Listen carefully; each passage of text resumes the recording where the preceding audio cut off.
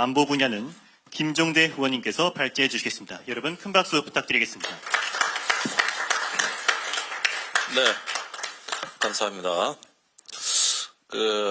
시작에 앞서서 이제 이번에 12.3 계엄내론 사태를 바라보면서 우리가 지금의 갈등, 이런 계엄에서 폭동, 갈등을 갖다가 신념의 충돌이라고 오해하는 경우가 많습니다. 이것은 신념의 충돌이 아니라 파벌의 출동이다. 그러니까 신념이라고 할 때는 우리가 안보 정책에서 북한하고 자유주의 정책을 추진해서 어떤 상호 의존 체제를 만들어 평화로 갈 것이냐. 이것도 굉장히 신뢰성 있는 이론이죠. 평화 정책입니다. 그런데 이런 평화 정책보다는 힘으로 억제해서 굴복시키고 변화시키느냐. 이게 이제 어떤 보수주의 정책이라고 할 수 있는 거죠. 하나는 평화 정책이라면 하나는 안보 정책인데 이런 두 개의 견해 차이가 대립하는 거는 굉장히 좋은 일입니다. 굉장히 이런 정책이 경쟁을 하고 그러면서 균형을 찾아가고 또 어떤 타협의 길을 찾아가고 저는 이런 게 굉장히 좋은 일이라고 생각하고 필요한 일이라고 생각합니다. 또 어느 한 정책만에 의존할 수가 없고 두 가지 정책을 다 쓸 수 있다 그러면 더 좋은 일이라고 생각합니다. 그런데 이번에 나타나는 계엄 사태는 그러한 신념의 충돌이 아니었어요. 그런 좌우, 평화, 보수 이런 어떤 충돌이 아니라 파벌의 충돌입니다. 이건 정체성의 충돌에 가까운 사태입니다.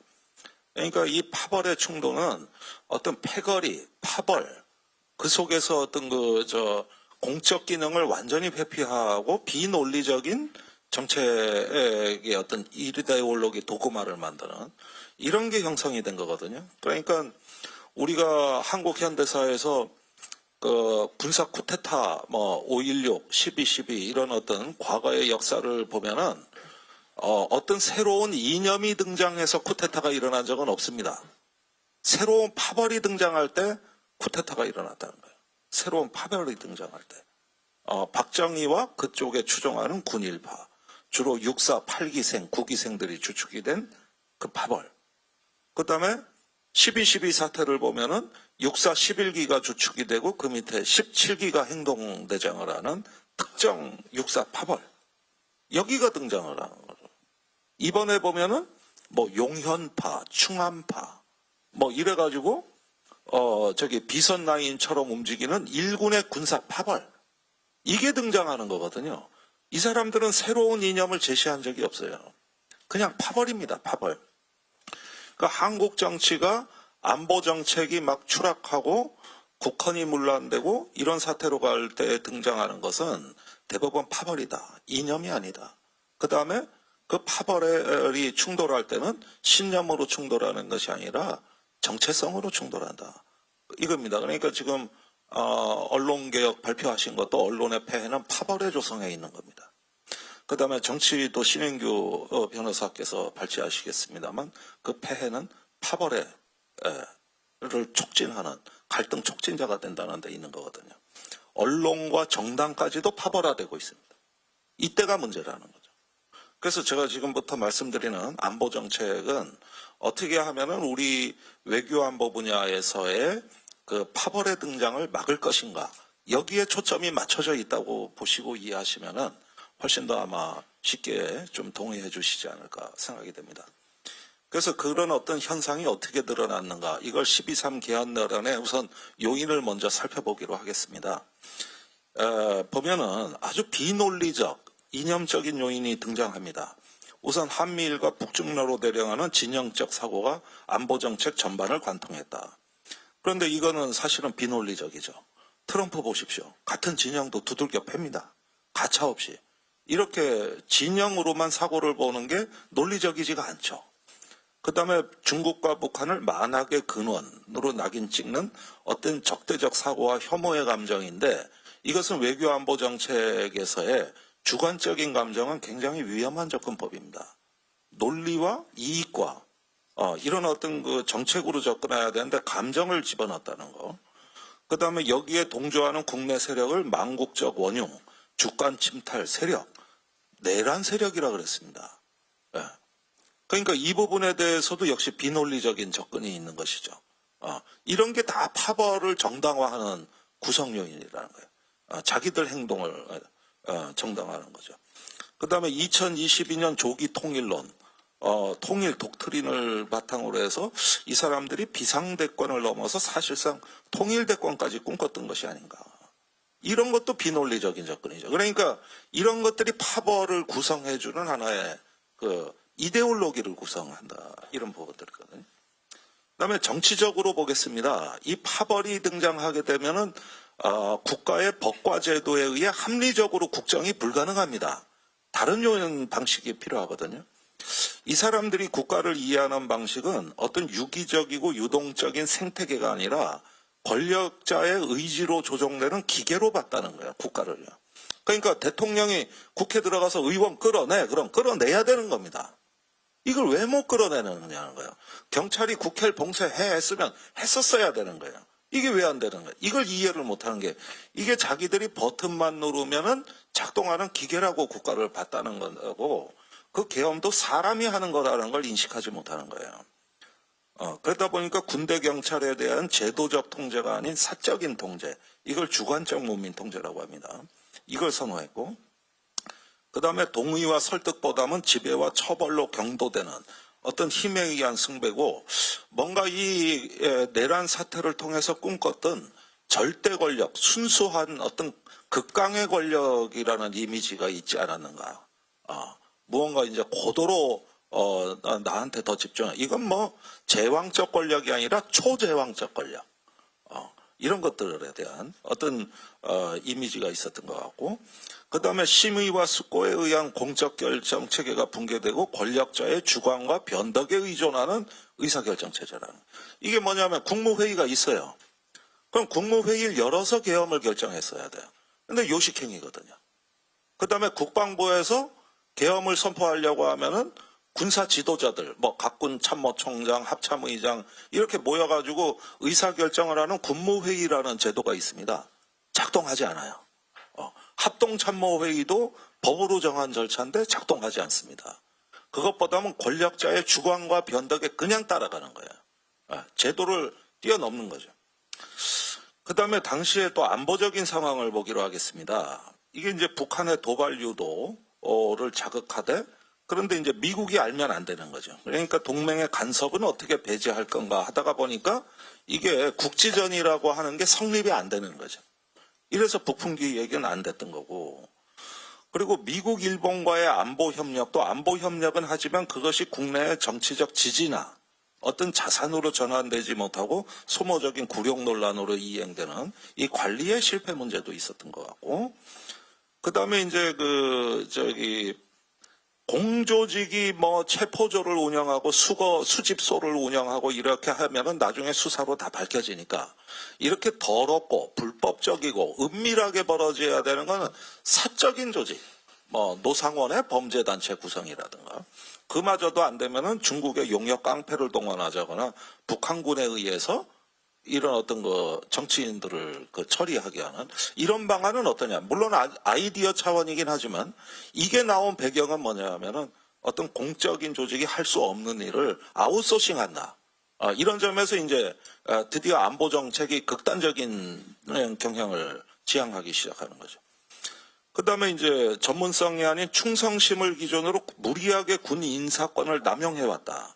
그러다 보니까 군의 신뢰와 단합을 파괴했는데 역설적으로 이게 바로 또 내란 사태가 실패하게 된 배경이기도 합니다. 군에서 상당한 동의를 이끌어냈더라면 성공했겠죠. 그러나 그렇지 않은 거죠. 그게 이제 줄 세우기, 파벌. 이게 바로 파벌입니다. 인사권을 통해서 파벌이 이루어지는다는 거죠. 이 점을 다음 장에서 조금 더 살펴보기로 하겠습니다. 자, 이 부분에서 우리 안보 체계에 있어가지고 상당히 저는 심각한 결함이 나타났다고 생각하는데 그러면은 주요 사령관들이 왜 복종했는가? 우리가 군이라고 할 때는 이 군은 원래 비합리적인 조직입니다. 사실 부하가 죽을지도 모르는데 돌격 앞으로 해야 되거든요. 사람이 죽고 사는 거는 신이 결정해야지 인간이 결정할 수 있는 문제가 아니에요. 근데 군은 그걸 해야 됩니다. 그게 군이 갖고 있는 비합리성입니다. 이 비합리성을 감당하려면 상관이 내리는 명령은 합법적인 권위가 있고 심사숙고가 된 거고 나한테 적절한 명령을 내릴 거라는 기대가 있어야 그 명령에 복종하는 거거든. 그러지 않으면 이 비합리적인 명령 지뢰의 복종을 어떻게 감내하느냐, 인간이. 그거는 합법적인 권위에 대한 믿음 때문에 하는 겁니다. 그런데 이번에 그런 것들은 그 사령관들의 명령은 아무런 참모회의도 거치지 않고 사령관이 은밀하게 지시를 한단 말이에요. 이랬을 때 따라야 되느냐 말아야 되느냐 이 문제가 실제 발생했는데 사실 사령관들은 대부분 따랐습니다. 상부구조는 대부분 따른 거예요. 이 쿠데타를 반대하는 장군이 한 명도 없었습니다. 계엄사 구성될 때까지도. 그럼에도 불구하고 군이 폭동에 실패한 것은 하부에서 실패한 거지 상부에서 실패한 게 아니라는 거예요. 장성급에서 아무도 저항하지 않았다는 거. 그러니까 이건 권위에 대한 맹신 추종이 체질화되어 있는 거다. 그다음에 공동체 선에 대한 확신의 부족인데 내가 복종하지 않아도 다른 사람은 복종할 것이다. 그러니 나도 어쩔 수 없이 해야 되는 거죠. 내가 저항하면 내가 정의롭게 합법적인 어떤 그 행동을 하면 다른 사람들이 나를 같이 동조해주고 따를 거라는 기대가 있어야 되는데 이걸 공동체의 선이라고 하는 건데 이게 없다고요. 이게 없는 거예요. 그러니까 따를 수밖에 없는 거죠. 네. 그 다음에 군 직업에 대한 예외주의. 군은 특수한 집단이고 명령에 따르는 집단이야. 그러니까 여기선 이런 걸 따지면 안 돼. 우리는 달라. 이런 식의 예외적인 식. 이게 군 직업주의를 파괴하는 주범입니다.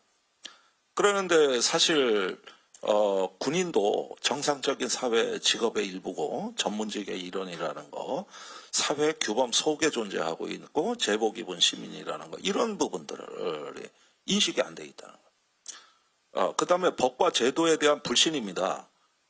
국방부 장관이 그랬거든요. 정군 주요 지휘관 회의에서 지금부터 내가 직접 지휘한다. 저항하면 항명으로 처리하겠다. 이러니까 명령에 따르지 않으면 불이익을 받는데 어떤 법과 제도가 나를 구해주겠냐.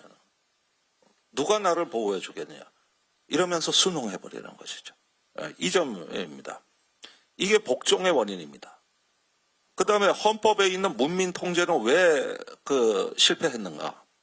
이게 문민 통제가 됐다면은 이 계엄 포고문이 대통령 사인이 있느냐, 합참 계엄과가 관여했느냐, 군의 의사결정을 거쳤느냐, 무엇보다 합법적인 어떤 절차를 거쳤느냐, 이런 게 다 제도로서 통제되는 거를 이제 문민 통제, 즉 제도적 문민 통제, 객관적 문민 통제라고 우리가 부르고 그게 민주공화국의 초석입니다. 그런데 왜 작동 안 했느냐, 이것이 왜? 첫째는 이제 말씀드린 대로 이게 바로 파벌의 등장인데 특정 군맥이 공적 기능을 압도했다. 그 다음에 나고자 무자격자를 발탁해서 절대 충성을 유발시키는 가스라이팅이 용이한 구조다. 그러니까 특정 사령관이 4차 진급자입니다. 장성은 2차 진급까지가 대부분 마무리예요. 3차 진급이 구제 케이스라고. 근데 4차 진급자가 나왔다. 이건 군 인사가 문란하다는 얘기거든요. 이렇게 하면서 가스라이팅을 하요. 너를 구해줬잖아. 나한테 충성해야 되는. 이런 식이 이제 사령관들에게 지행된 평소의 그 가스라이팅. 그다음에 아까 말씀드렸듯이 제도 밖에 존재하는 민간인, 정치인들에게 더럽고 은밀하며 불법적인 행동을 할 수 있도록 아웃소싱 체계를 구상했다. 정상적인 의사결정 절차를 회피했다. 합동참모회의와 군무회의를 거치지 않았다. 이런 것들이 이제 문민 통제가 붕괴되는 현상으로 이해하시면 되겠습니다. 계엄에 그런데 실패한 직접적 원인은 뭐냐? 저는 대통령이 병역 면제자라는 것도 이유가 된다고 봅니다. 아니 도대체가 10시 반까지 계엄을 선포했잖아요. 10시 28분에 끝났잖아. 그러면 그 시간에 군부대가 국회를 봉쇄가 끝났어야 돼. 이게 동시에 되는데 이게 군사 용어로 H아워라고 하는 거거든요. 정확하게는 작전 개시 시점이라고 하는 건데 군부대하고 자기 이거 담화문 발표하고 다 이거 타이밍 시간 조정을 해가지고 이렇게 가야 되는데 이런 부분들을 모르니까 저기 헬기는 늦게 뜨고 담화문 발표 먼저 나가고 그러면 그 공백이 2시간이에요. 2시간. 그럼 대한민국은 뭐 저기 국회 소집 다 끝났지 뭘.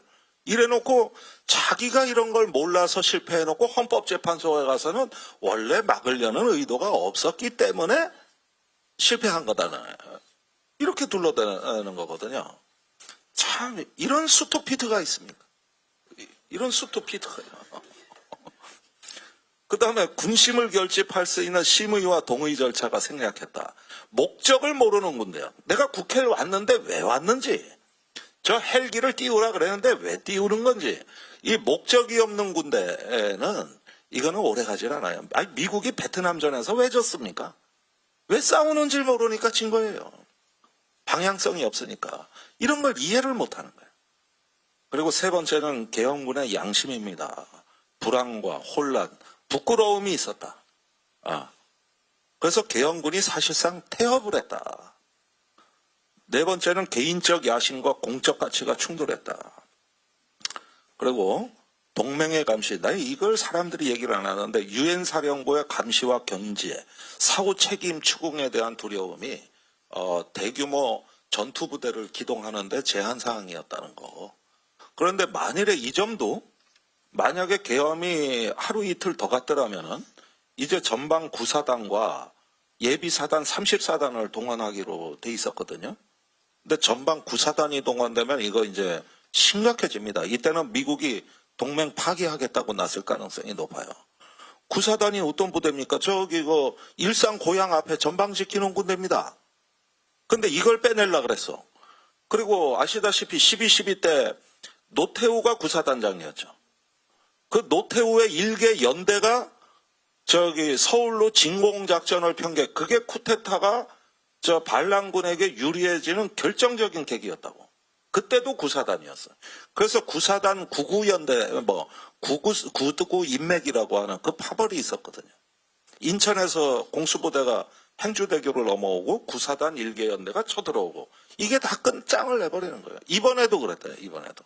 그런데 그때 미국이 큰 충격을 받아가지고 그래서 이제 한미동맹이 위기에 처했던 건데 그대로 이런 게 재현될 수 있었던 거죠. 그러니까 연합방위다. 한미 연합방위 체계라고 하지만은 이것이 국내 정치와 충돌했을 때는 또 모종의 새로운 변수로 작동하게 되는데 만약에 전시작전 통제권이 한국군에게 와 있었다면 어땠을까?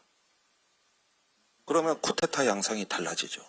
이게 전방부대 같은 경우는 대포콘이 격상이 되면 한미연합사령관, 주한미군 사령관이 전투부대를 통제하거든요.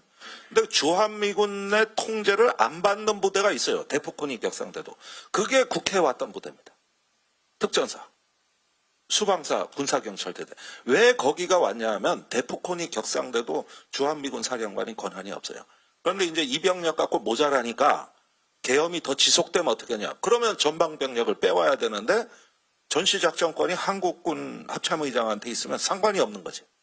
근데 지금 미군한테 있단 말이에요. 그래서 대포콘이 격상되진 말아야 되는 겁니다. 그래야 미군 사령관이 지휘를 못해요. 이런 부분의 조율이 어려운 거예요. 이런 부분들이. 이게 지금 한국 안보정책 구조적인 특징이라는 거. 다음으로 넘어가겠습니다.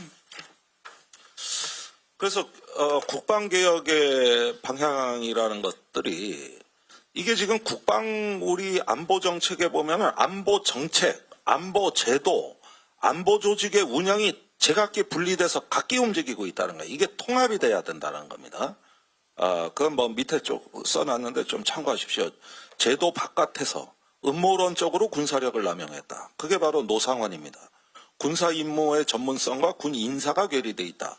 아니 어떻게 특전사령관이 4차 진급자인데 공수 낙하 훈련을 해본 적이 없는 사람이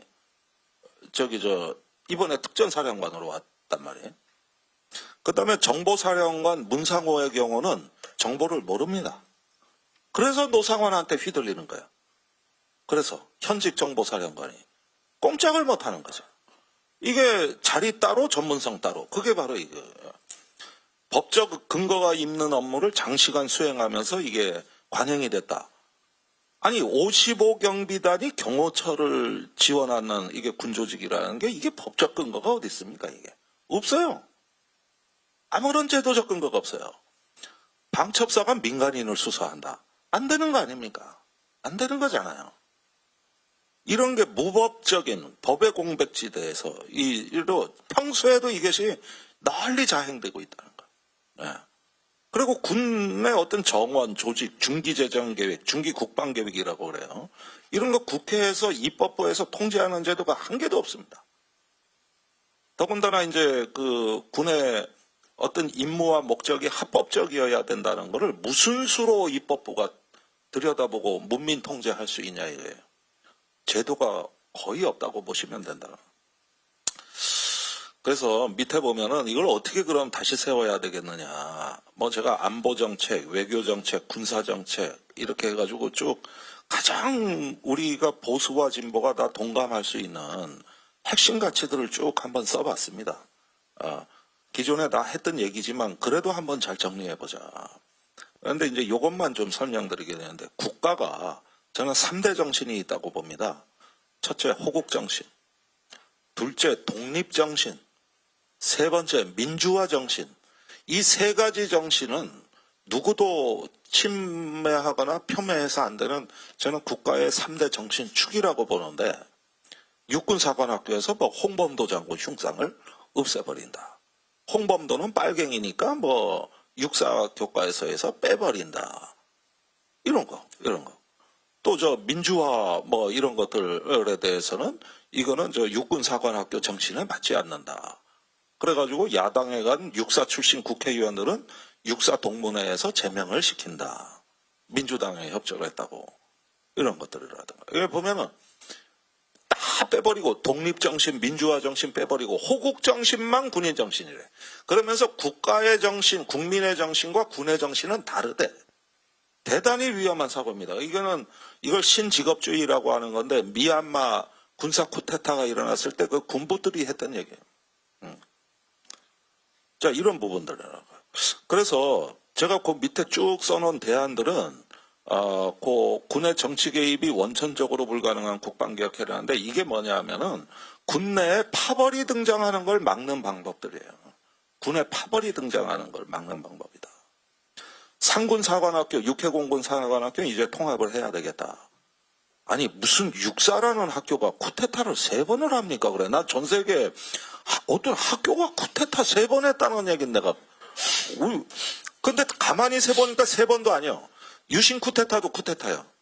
그리고 저 멀리 거슬러 가면 87년도에도 쿠데타 하려다 말았어요. 쿠데타는 구상만 해도 처벌이요. 그것도 그때 그냥 넘어갔어요. 이렇게 다시 계산하면 5번입니다. 무슨 학교가 5번을 그러니까 이런 건 전 세계에 본 적이 없어요. 그래서 이제 통합해서 민주적이고 현대화된 군사교육기관으로 재구하지 한다. 육사의 선후배들이 지금 예비역 단체를 중심으로 해서 파벌화되고 있다. 이건 막아야 된다. 네, 이거고요. 방첩사령부를 국방부 정보본부로 방첩기능 이관한다. 역대 정부가 다 국방개혁에 넣었던 겁니다. 실천 안 했던 거죠. 수도방위사령부는 수도군단으로 통합돼야 된다. 대통령 경호처의 수도권 군사작전에 대한 개입은 금지해야 된다. 뭐 경호처장이 그래 특전사령관, 수방사령관을 공관으로 불러들이고 가지고 감 나와라 배 나와라 합니까 그래. 이런 비정상. 그다음에 국방부와 합참의 권한을 재조정해서 문민국방장관의 제도적 기반을 이제 마련하고 민간인이 가야 된다. 그게 정상국가예요. 계엄제도는 국회의 비상계엄 사전동의와 사후 승인 절차를 다 이제 마련해야 되겠다. 그 다음에 주요 전문직위에 대한 보직 경로를 명문화해서 무자격자의 상위 진출은 차단해야겠다. 그 다음에 평시군사법원 폐지인데 이거 참 민감한 문제라고 합니다만 이번 계엄 계획에 보면은 군 검찰, 군사경찰 몽땅 동원해가지고 그 계엄사 하부 조직으로 만들려고 그랬습니다. 합수단을 만들고 이게 다 이 군대의 과도한 사법 기능을 남겨뒀기 때문에 이건 민간으로 이관해야 된다고. 그리고 전체 안보 정책 차원에서는 이 9.19 군사 합의 문제인데 이게 지금 복원이 안 되니까 지금 우발적 충돌을 방지하는 제도가 남북 간에 한 개도 없습니다. 그러니까 지금 연평도, 백령도 일대가 또 위험해지고 이게 이번에 계엄 사태 때 변수가 될 뻔했던 거거든요. 근데 이걸 당장 복원하기가 어려우면 대통령 직속의 군비 통제실을 만들면 어떻겠느냐. 그다음에 이제 현대군의 추세와 우리의 미래 안보를 종합적으로 고려한 이제는 기술군대, 이 전문군대로 전환하기 위한 청사진을 마련해야 되겠다. 언제까지 이런 재래식 보병 육군 중심의 이 재래식 국방을 할 거냐. 그래서 병력 위주에서 기술 위주로 이렇게 그 전환하는 국방개혁의 좀 기술 중심의 이제 그 사고가 필요하고요. 상비군 중심에서 저출생 시대를 반영한 군 예비역, 민간, 협력 안보로 전환한다. 너무 상비군에 많은 걸 의존한다. 미국의 같은 경우는 주요 전쟁 때 병력의 전투력의 40%를 예비군이 담당합니다. 그 외에도 주방위군이 있거든요. 이렇게 해가지고 협력적으로 하게 돼 있어요. 근데 우린 상비군에 다 맡겨놨다. 이거 좀 문제가 있다. 군 직위와 권한을 재배분함에 있어 상공과 출신 간의 균형을 달성한다. 예를 들면 수방사령관, 방첩사령관, 특전사령관이 있다 그러면 요거 세 개를 전부 육사를 준 거예요. 그러면 하나는 육사가 하면 하나는 ROTC 학군이 하고 하나는 일반 뭐 3사 출신이 하고 이런 식으로. 이렇게 해가지고 정치적 영향력이 상당한 어떤 그 주요 직위에 대해서는 균형 인사를 한다. 참모총장도 현역에서 예비역으로 바꿔야 한다. 이게 미국의 각군 장관성하고 비슷해서 높은 수준의 문민 통제를 달성한다. 다자간 안보 체계, 중국과 러시아와 전략대화 복원 등등입니다. 자, 이제 마칠 시간이 됐는데요.